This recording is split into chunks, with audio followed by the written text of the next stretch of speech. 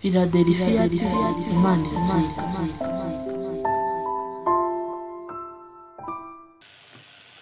Yesu ashimwe. Yesu wacu nahabwa icyubahiro. Turashimira Imana muri iki gitondo. Ni igitondo cyiza Imana yaturemeye kugira ngo tunezerwe. Dushimire Imana, tubwire abantu ko ari Imana igira neza. Rero turayishimiye kubw'umunsi mwiza yaturemeye, yatandukanije umucyo n'umwijima. Imana yakoze, nta wundi muntu wabikora, nta wundi muntu wabishobora gutandukanya umucyo n'umwijima keretse Imana yari mu ijuru n'isi, ya yindi z'inkingi zifashe ikirere, ya yindi z'inkingi zifashe ijuru, ni ya yindi ubumana bwayo, ubwiru bwayo bwihariye. Turayishimiye, tuyihaye icyubahiro muri iki gitondo.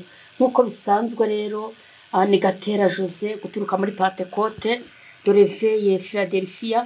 Turashimira Imana, Imana yatugiriye neza. Twahuye n'ineza y'Imana, neza y'Imana twarayibonye. Imana yagiye itugirira neza, tukabona ukuboko kwayo uko bwije n'uko bukeye. Turayishimiye muri iki gitondo, nta wundi tubikesha Imana. Kubaho turi bazima, ntaho tubabara, niyo twagira aho tubabara tugakira, tukaba turi guhumeka umwuka w'abazima, n'ubuntu bw'Imana. Turabishimiye, ntacyo twatanze, ntabwo ari uko turi abakiranutse kurusha abandi, wenda aka kanya baryamye muri morgue bavuye mu mwuka byarangiye, abandi bari mu bitaro, abandi bari muri urgence. Wowe nanjye twicaye dukurikiye ikiganiro, dukurikiye ijambo ry'Imana, ujye ubishimira Imana yo uri muzima. Ubuzima nicyo gishoro cya mbere. Kuba udafite amafaranga, kuba wenda nta kazi ufite, umaze iminsi mu bushomeri, kuba cya kintu wifuza kitarasubizwa, ibyo ntibigutandukanye n'urukundo rw'Imana. Ntibigutandukanye n'urukundo rw'Imana, kuko ibyo itakoze none ejo izabikora. Ibyo utakoze none ejo izabikora. Ibyo itagukoreye muri uyu mwaka utaha izabikora. Ujye ugira kwizera, yuhumeka umwuka bazima, haba hakiri ibyiringiro by'uko Imana izakugirira neza. Rero tubishimiye Imana ni ukuri, kandi dushimira Imana n'abadukurikirana, abaduhamagara batubwira yuko ibyifuzo tuba twasengeye hari icyo Imana yabikozeho, abadusengera, abadushyigikiye kugira ngo uyu murimo ukomeze ujye mbere. Mwese tubifurije amahoro y'Imana. Data wa twese barambura ikiganza, abakunda ijambo ry'Imana mwese, Imana yo mu ijuru ibagirire neza. Turayishimiye ni ukuri. Iki ni igitondo cyiza, ni igitondo cyiza Imana yakuremeye. Ni ukuri, ni umunsi mwiza. Uyu munsi ntuzagaruka, niyo mpamvu uyu munsi ni uwawe. Ugomba kuba muneza, ushima Imana, uyihimbaza. Dawidi yaravuze ngo sinzapfa nzarama kugira ngo ntekerereze abantu imirimo y'Imana. Kurama kwawe uramiye kugira ngo ubwire abantu ineza y'Imana, uramiye kugira ngo ubwire abantu bihane, bave mu byaha, bahindukire, bubahe Imana, bayikorere. Nicyo uramiye. Rero muri ako kanya tudatinze, turi kumwe n'umushumba wacu Pastor Serugendo Dismas. Reka abasuhuze anasengera umwanya tugiye kujyamo. Karibu. Turabashubuje igitondo cyiza. Imana ibane namwe. Reka dusengera ijambo ry'Uwiteka. Mana, turagushimiye kuko uruwera kandi urakiranuka. Tunejejwe n'urukundo rwawe. Nimba twageze uyu munsi tuhumeka mwuka w'abazima n'imbaraga zawe gusa. Reka udufashe, ubanze tubabarire, utweze, tusengera ijambo ryawe. Mukozi wawe mwambike tena imbaraga n'amavuta, umukoreshe tena kurushaho mwami, kandi abadutega amatwi iki gitondo cyiza iri jambo ribagirira umumaro. Ababoshwe babohoke, abananiwe bongera imbaraga, abasubiye inyuma bongera bagarure. Uwo twirukanye ni Satani, mu izina rya Yesu Kristo. Reka mwuka wera abane natwe mu izina rya Yesu. Amen. Imana imuhe umugisha. Tugiye mu gitabo cya mbere cya Samweli. Turahera ni ibice 16. Gitabo cya mbere cya Samweli, ibice 16. Ariko reka duhere ku murongo waho wa 6 twumve icyo Imana iri kuvugana natwe. Reka tuhasome. Yego. Samweli wa mbere gice cya 16, tutangire ku murongo wa 6. Ariko mu mutwe w'ijambo ratubwira Samweli atoranya Dawidi ngo abe umwami. Samweli atoranya Dawidi ngo abe umwami. Murongo wa 6. Nuko basohoye aho yitegerezaga. Nuko basohoye aho yitegerezaga. Eliyabu yitegereza Eliyabu aribwira ati nukuri uwo ni Uwiteka yimikishije amavuta uwo ni Uwiteka yimikisha amavuta nguyu imbere ye. Ariko Uwiteka abwira Samweli ati nturebe mu maso he cyangwa ikirere cye ko ari kirekire cyangwa ikirere cye ko ari kirekire namugaye kuko Uwiteka atareba nguko abantu bareba. Uwiteka atareba nk'uko abantu bareba. Abantu bareba ubwiza bugaragara. Ariko Uwiteka we areba mu mutima. Yesayi aherako ahamagara Abinadamu amumurikira Samweli. Nawe amumurikira Samweli aravuga ati uyu nawe siwe Uwiteka yatoranije. Ngwakenda Yesayi ariyongeza amurikira Shamu. Nabwo Samweli aravuga ati uyu nawe siwe Uwiteka yatoranije. Nabwo Samweli aravuga ati nuko murongo akangahe siwe Uwiteka yatoranije. Murongo wa 10 yego. Nuko Yesayi amurikira Samweli Abinadabu. Arongera ariyongeza Samweli amumurikira abahungu be 7. Amumurikira abahungu be 7. Maze Samweli abwira Yesayi ati aba sibo Uwiteka yatoranije. Abangaba rwose ntabwo ari Imana iri gutoranya. Samweli abaza Yesayi ati abana bawe bose ni aba? Aramusubiza ati hasigaye umuhererezi ariko aragiye intama. Ariko we n'umushumba yarari mu rwuri aragiye intama. Samweli abwira Yesayi ati mumutumire. Abwira Yesayi ati ni mumutumire nawe ze. Bamuzane. Kuko tutari bujye kurya ataraza. Murongo wa 12. Nuko aramutumira amujyana mu nzu. Yari umuhungu w'inzobe ufite uburanga kandi w'igikundiro kandi uriho n'igikundiro. Uwiteka aravuga ati haguruka umusukeho amavuta niwe uwo. 13. Samweli aherako yenda ihembe ry'amavuta ayamusukiraho imbere y'abakuru be. Uhereye ubwo umwuka w'Uwiteka akajya aza kuri Dawidi. cyane. Nuko Samweli arahaguruka asubira i Rama. Amina. Nuko Samweli arahaguruka asubira i Rama. Misiyo ze ziba zirarangiye, yari yatumwe n'Imana. Imana ihabwa icyubahiro. Bibiliya itweretse abahungu b'umugabo witwa Yesayi ngo bari 7. Ariko yabanje kumurika uwa mbere wa kabiri ngo bari abahungu beza cyane barebare b'inzobe b'uburanga, hanyuma ngo Imana ntiyabashima. Hari akaririmbo twajyaga turirimba ngo Imana ntireba uburebure bw'umuntu, ngo ntireba uburanga, ngo yemwe ntireba n'amashuri. Imana ni seriye, Imana ni seriye.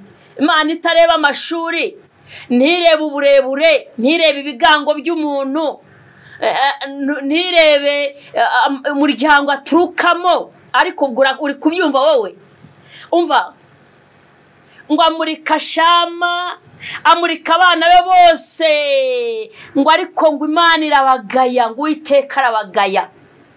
Ngo arangije akora ikintu, baramuga bati noneho reka tukuzimanire, dore igihe waziye, dore igihe wahereye urananiwe, reka tukuzimanire tukugaburire urye unywe uruhuke, birashoboka ko bizabaho ikindi gihe. Ariko ngo aribwira avuga ati rwose nta wundi, abana bawe bose naba.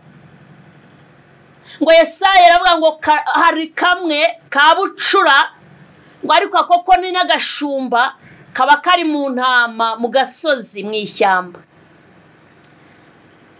Okay, ngo Samuel aravuga ati nk'umuhanuzi ati nimupfe kumuzana nawe turebe. Ariko ndashaka kukubwira ngo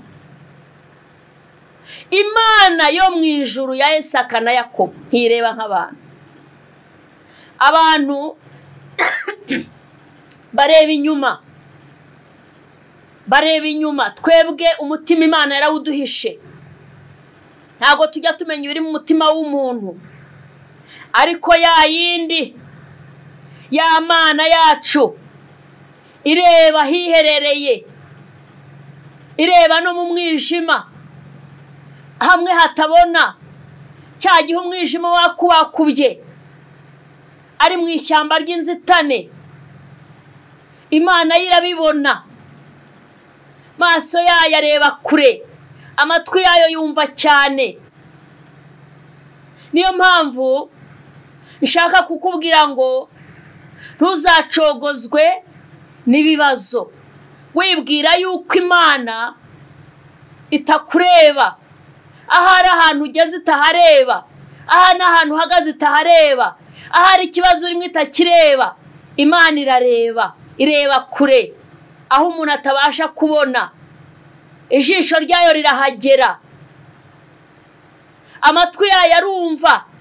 Niyo watakira munsi y'ibuye mu ijoro ry'umwijima, mu ibuye ry'umukara, ugatakira munsi aho ngaho mu mwobo, Imana irumva, Imana irareba.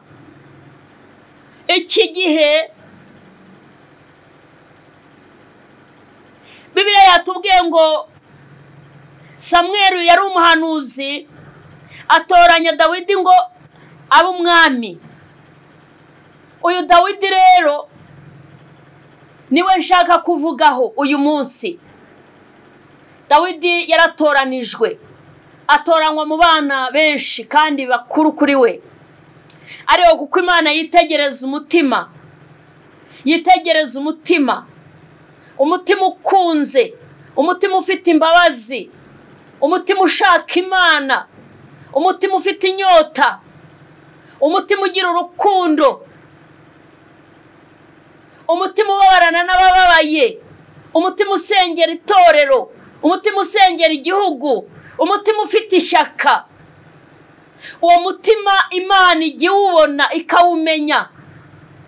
Niyo waba uri mu bantu benshi, niyo waba uri mu bantu benshi, niyo waba uri mu bantu benshi, niyo waba uri mu bantu benshi kandi bigaragara ko udakomeye muri bo, ariko ukaba ufite umutima ukunze, ukunda Imana, ukunda abantu, utagira uburyarya, ukagira umutima wubaha Imana, ukagira umutima utariganya, ukagira umutima utagira ikinyoma, ukagira umutima utakoshya gukora ibibi, ukagira umutima utunganye, Imana irabibona. Imana itugirire neza. Dawidi rero Imana iramutoranya. Imutoranya mu gihe gikomeye, mu gihe kigoye. Abisirayeli bayoborwaga n'umugabo witwa Sawuli. Ariko Sawuli, Bibiliya iyo ukomeje ugasoma uhereye mu bice 16 aho ngaho uhereye ku murongo waho wa mbere, ubona ukuntu Sawuli yimitswe n'Imana. Ariko ngo ageze ku buyobozi, ageze ku bwami se, atangiye kuyobora Abisirayeli, hari amabwiriza Imana yari yaramuhaye. Iramubwira ngo Sawuli, nkugize umwami w'Abisirayeli, nguhaye kuyobora, nguhaye gutwara abantu. Imuha amabwiriza y'ibyo azakora. Sawuli yarazi urugamba, yaramenyereye igisirikare, yaramenyereye kuba mu ngabo, ntabwo yarinjijuke. Ariko reka nkubwire, kubaha biruta ibitambo, kubaha biruta ubwenge bwinshi, kubaha biruta amafaranga, kubaha biruta umuryango mugari, kubaha biruta ibyo wishingikirijeho byose. Kubaha Imana, kubaha abakuyobora, kubaha bene so, kubaha umurimo w'Imana, kumvira se.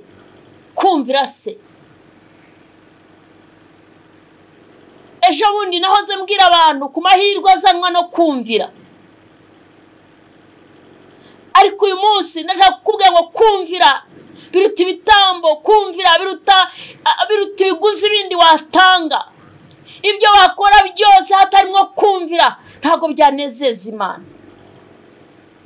Ndakwifuriza kujya wumvira, ukumvira abakuyobora, ukumvira umugore wawe, ukumvira abana bawe, ukumvira umugabo wawe, ukumvira ababyeyi bakubyaye, ukumvira bene so mukorana, ukumvira abo musengana, ukaba umuntu ucishijwe bugufi wumvira, ukumvira Imana.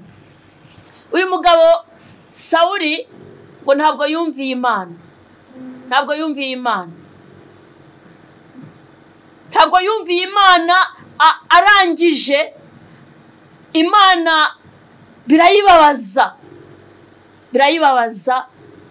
ngo imare kubabara, ijya kwa Yesayi yiyimikira undi muntu uzayobora, yitoraniriza mu undi mukozi. Byaba bibabaje n'uyu munsi hari abantu benshi bavuga ngo ariko disi ko ari Imana yari yampaye aka kazi ukakageramo, ari Imana yakaguhaye, urugo ukarugeramo, ari Imana yavuze ngo ni uyu. Ariko kubera ukuntu ugize imyitwarire, reka nkubwire, isezerano rirabagarirwa, isezerano bararyuhirira, isezerano barihagararamo neza. Iyo utarihagazemo neza rirapfapfana, ukagira ngo nta nubwo Imana mwigeze munavugana, cyangwa ntiwigeze unapfuka musenga n'umunsi n'umwe. Iby'Imana bigiraho biva, ntabwo bipfa kuza. Imana ni seriye, kiguhamagaye rero nawe ubaseriye. Igihe rero Dawidi yimitswe, yari asimbuye uwitwa Sawuli.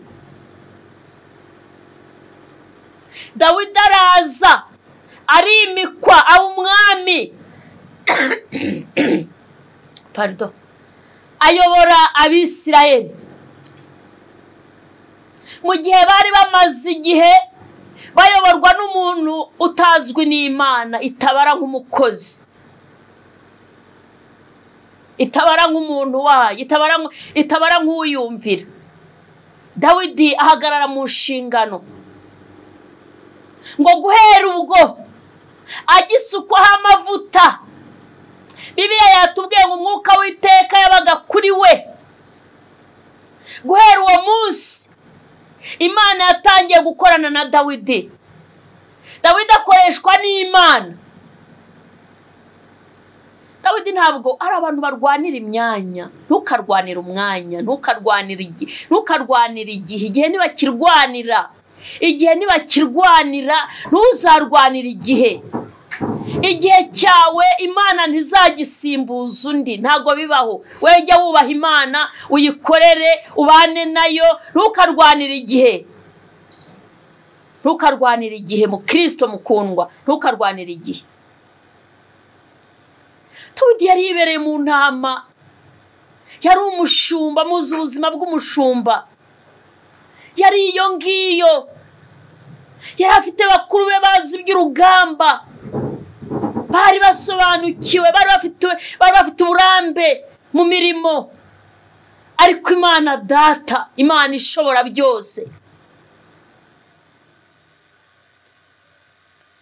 ihagararana na Dawidi. Imana Data yitoranyiriza Dawidi, ireba umutima. Mu bahungu ba Yesayi yarebyemo Dawidi, ibona ko ari we muntu ufite umutima uciye bugufi, umutima wakumvira. Dawidi amaze kuyobora Abisirayeli, yagize ati, yamaze kwinjira mu ise gusigwa amavuta, yasubiye mu ntama ajya kuragira, kuko umuhanuzi yaramwimitse amusukaho amavuta, aravuga ngo n'uyu. Amaze gusukaho amavuta arigendera, asubira mu ntama za se, araragira. Kuba uzi gusenga ntibihagije, kuba uzi kuvuga ntibihagije, kuba uzi gusoma Bibiliya ntibihagije. Komezanya umutima uciye bugufi, igihe cy'Imana ntikizarenga. Komeza wubaha Imana. Kuba ugeze mu kazi ntibihagije, kuba urangije amashuri ntibihagije, biragusaba wa mutima uciye bugufi, biragusaba gukomeza kubaha Imana. Dawidi ngo asubira mu ntama, aragenda, ngo ariko guhera uwo munsi, kuko yari ariho amavuta y'Imana. Amavuta y'Imana iyo ufite amavuta y'Imana, uzakandagira inzoka na sikoropiyo, uzarya ibyica ntacyo bizagutwara kubera ya mavuta. Yageze mu ishyamba, ngo intare n'idubu byaza kurya intama, ngo agasingira intare akayishwanyaguza, agasingira idubu nayo ni inyamaswa mbi akayishwanyaguza, abitewe n'amavuta y'Imana yari amuriho, abitewe n'uko yasutsweho amavuta. Kwifurije kubana n'amavuta y'Imana. Warakijijwe, wakiriye Kristo nk'umwami n'umukiza, waratoranijwe, usigaye uri mu mubare w'abana b'Imana, usigaye uri umukristo ujya kwigaburo, usigaye uri umukristo uba mu murimo w'Imana. Bikorana umutima ukunze, gira umutima wo guca bugufi. Iyaguhamagaye niyo kwizerwa. Imana yabanye na Dawidi, ihagararana nawe. Ntago wakwibaza ko Imana yafata umuntu wari uragiye intama ngo imugire umwami uzayobora ubwoko bw'Abisirayeli. Bwarimwe abami n'abatambyi, bwarimwe abagabo b'abanyabwenge n'abagore, bwarimwe abantu bakomeye n'aboroheje. Ariko kubera amavuta y'Imana, amavuta y'Imana yakwishyurira ideni, amavuta y'Imana yagukura mu bukene, amavuta y'Imana yagukuraho umuvumo, amavuta y'Imana yagubohora, amavuta y'Imana yagukura mu kaga, amavuta y'Imana yakugobotora mu kibazo. Kwifurije gutunga amavuta y'Imana, yaguha igikundiro. Amavuta y'Imana Dawidi yahawe, yasutsweho, cyari igihe kitoroshye. Imana yashakaga umuntu usimbura undi, Imana yashakaga umuntu waziba icyuho, yaziba icyuho agahagarara mu mwanya mwiza.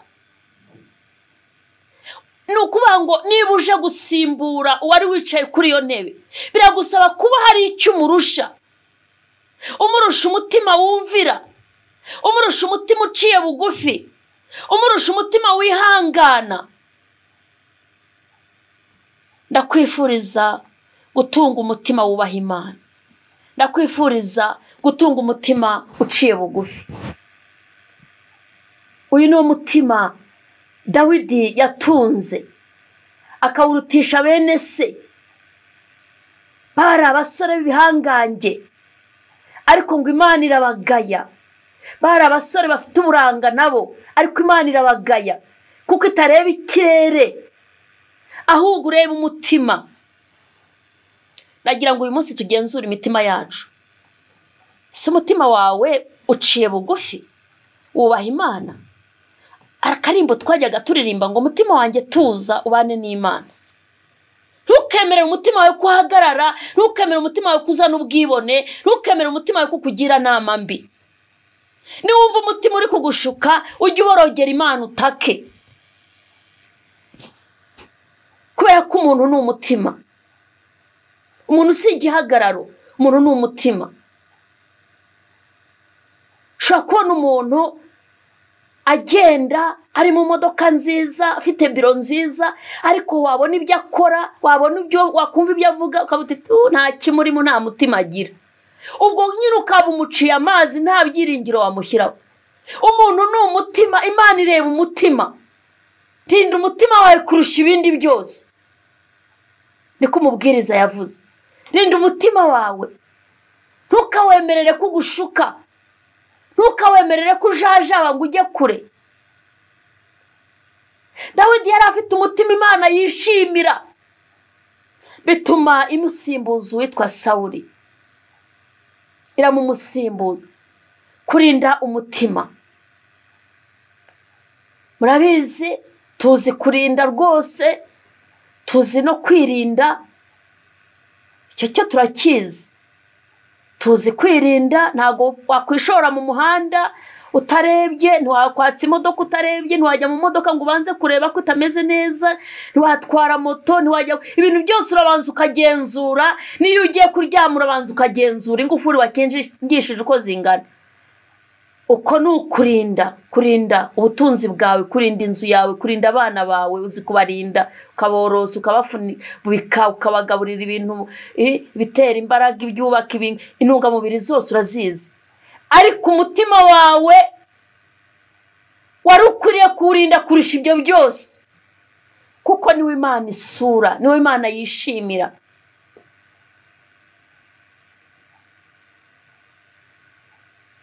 Mutima wubaha Imana. Dawidi Imana iramwishimira, iramutoranya. Mu rugo rwa Yesayi yari afite abahungu 7 ariko itoranyamwo uwa Bucura w'umuhererezi. Kubera iki? Yari afite umutima Imana yishimira. Ikikwereka ko Dawidi yari afite umutima Imana yishimira. Asutsweho amavuta. Uyu munsi wagusukaho amavuta wajya kurwana na Bishop ku ruhimbi. Kavuga uti maze icyumweru nta mwanya bampaye, ntago bari kumpa umwanya, nta gahunda bari kumpa, ukabyigana. Ntukarwane n'igihe. Umuntu w'Imana agira igihe. Umuntu w'Imana agira igihe, gira igihe, ibintu byose bigira igihe. Igihe cyawe ntago kizarenga, niyo azaba ari mu mvura izahita kugira ngo igihe cyawe kigere. Izahita kugira ngo igihe cyawe gikoreshe. Ibikuri imbere bizakubererekera igihe nikigera. Dawidi igihe cyarageze, nubwo yasubiye mu ntama akarajya kuragira intama za se, yasutsweho amavuta y'Imana. Ariko igihe cyarageze, Imana imukura mu ishyamba. Irareba, iravuga ngo ngiye kwamamaza Dawidi kugira ngo azabe umwami w'Abisirayeli. Iby'Imana bigira igihe. Dawidi araza agemurira abakuru be ku rugamba. Ngo asanga urugamba rurakomeye, asanga urugamba rurakaze.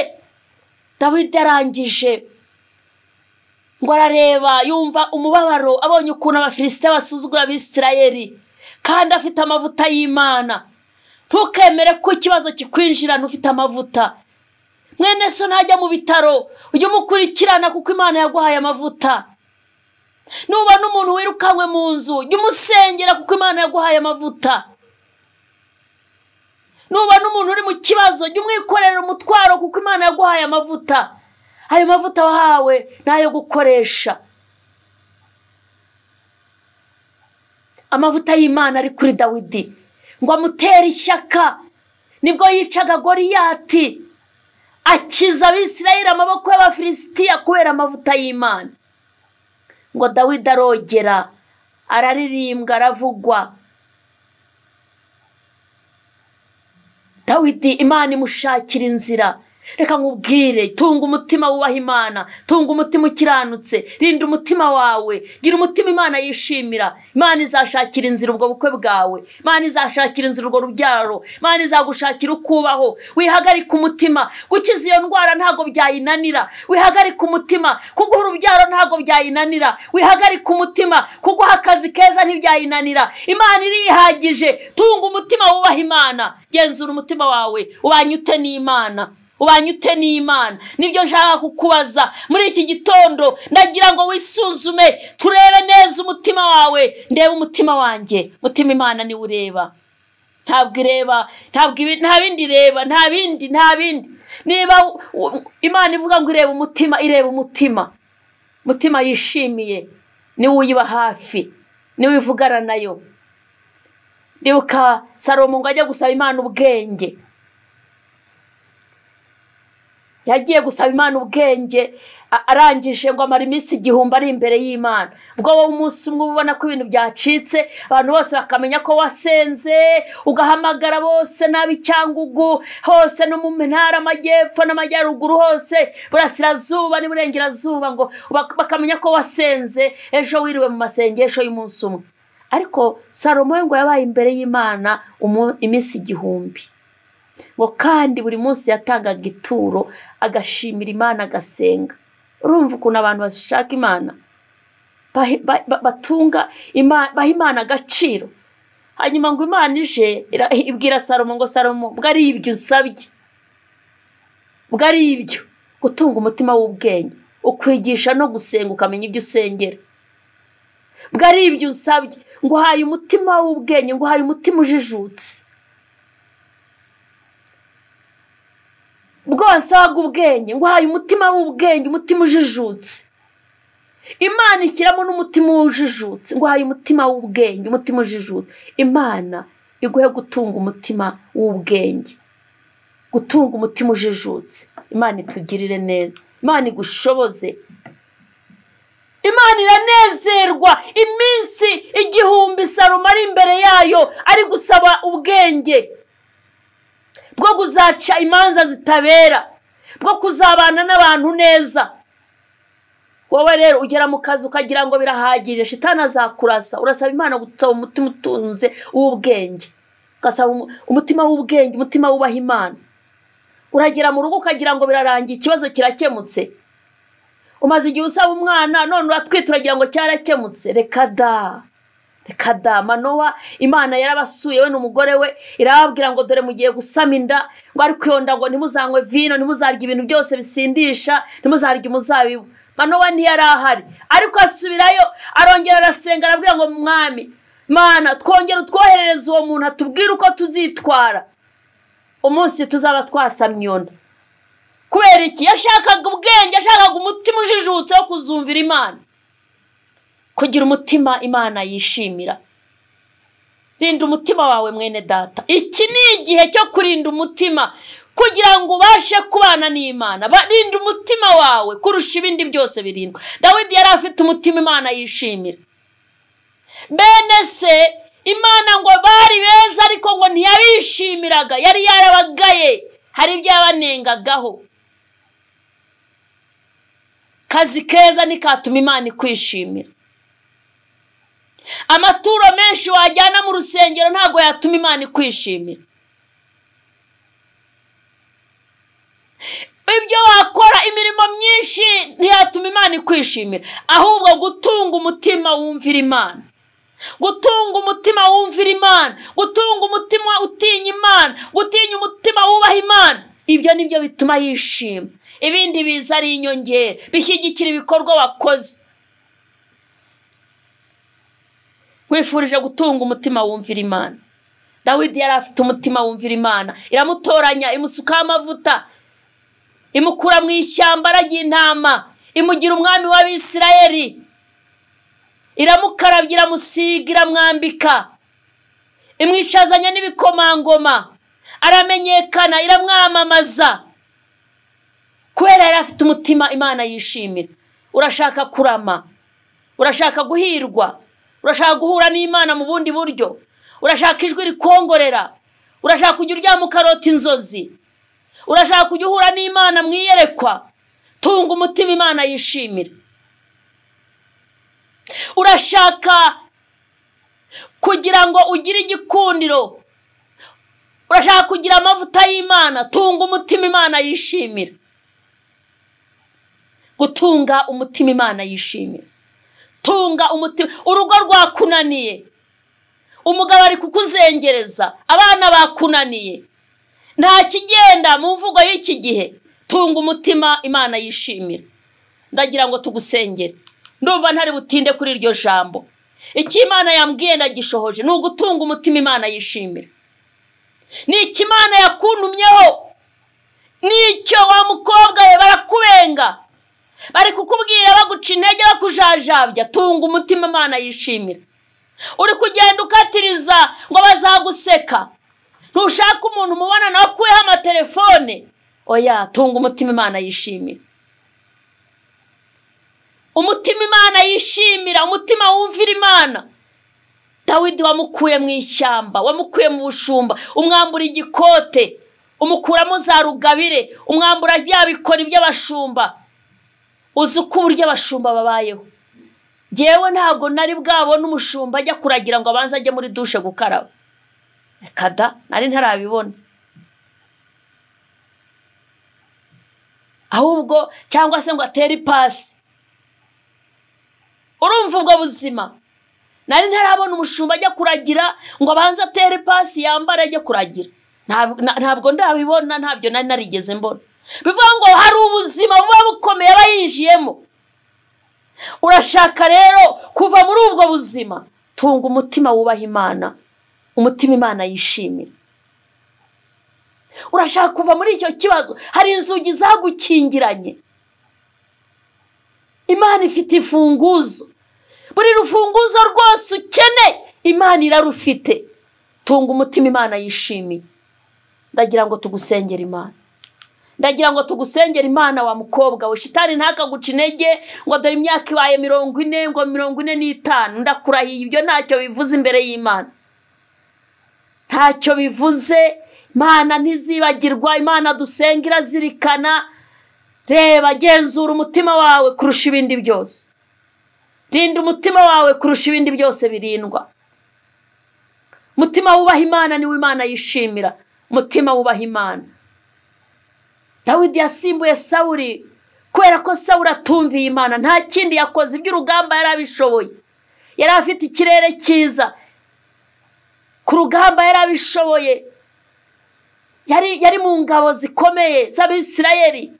Ariko kuko atagize umutima uciye bugufi, umutima ukunda Imana, umutima uyumvira, Imana yaramugaye. Ntukagawe n'Imana.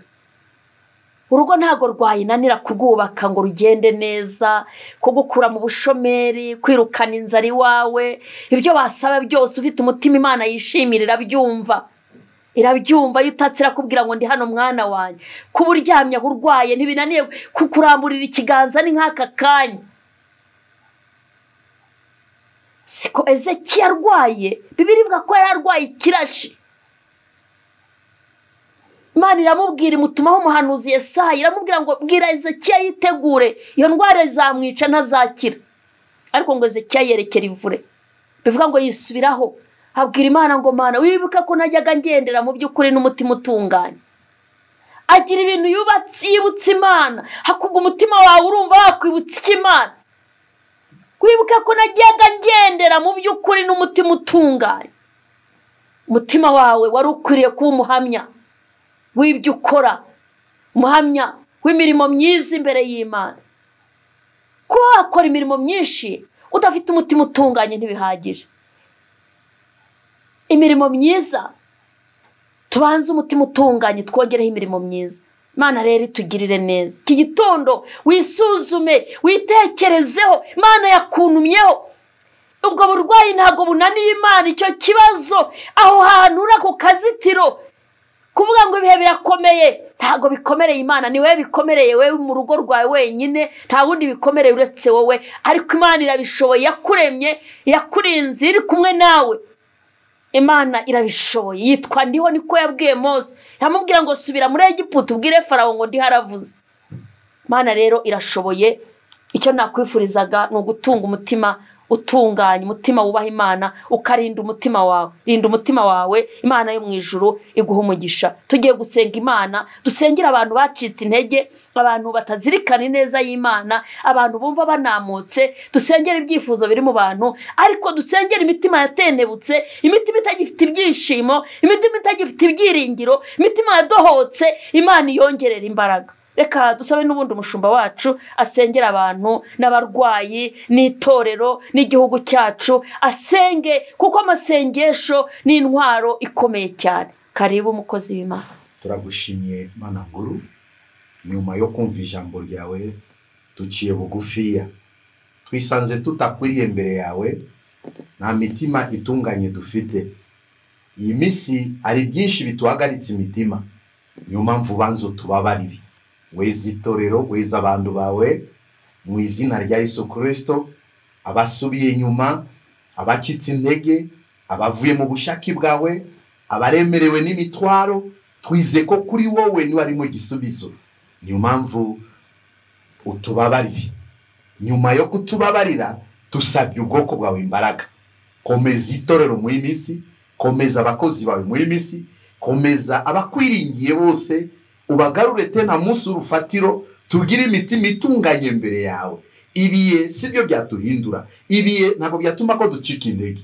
Turasaba imbaraga zawe Mwami, abarwaye bari mu rugo, abarwariye kwa muganga, ubakize kuko ari we data. Ababona ko buzima bwabo bugiye kurangira, aracyari byiringiro, kuboko kwawe kugaragare ku buzima bwabo mu izina rya Yesu Kristo. Senge mitima y'abantu bose bumvira ijambo ryawe, reka rigire umumaro ku buzima bwabo, rituhindure, ritugarure ku buzima bushimishije. Mana urakoze kuko uzadufasha, kandi tusenge iki gihugu cyacu, abakiyobora bose kuva ku rwego ruri hasi kugeza ku rwego ruri hejuru, nabo turabasabira imbaraga n'ubwenge buturuka kuri wowe. Amatorero yashoboje, abakozi be bashoboje, abatumva bari hanze y'igihugu nabo barengero barwanirire mu izina rya Yesu Kristo kuko ari we Mana. Satana atsinzwe, abadayimoni batsinzwe. Tusabye ubwoko bwawe imbaraga, kandi ubahe amahoro n'umugisha iteka ryose. Amen. Amen. Imana ibaha umugisha. Yari Gatera Jose guturuka muri Pentecote de Réveil Philadelphia. Data twese abe gutunga umutima wubaha Imana, umutima utunganye. Imana yo mu ijuru ibaha umugisha. Reka tubahe telefone kugira ngo tuze kubafasha. Hari igihe avuga ngo ngiye natunga n'umutima utunganye, ndi mu bibazo, natunga n'umutima utunganye, ntambara mfite. Oya, ariko twayikugira inama. Hari uburyo umuntu yubaha Imana kandi ibibazo bigihari.